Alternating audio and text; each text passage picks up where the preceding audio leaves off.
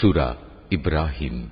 বিসমিল্লাহির রহমানির রহিম। রহমান রহিম আল্লাহ তাআলার নামে। আলিফ লাম রা কিতাবুন আনজালনাহু ইলাইকা লিতুখরিজান নাসা মিনাল যুলুমাতি ইলান নূরি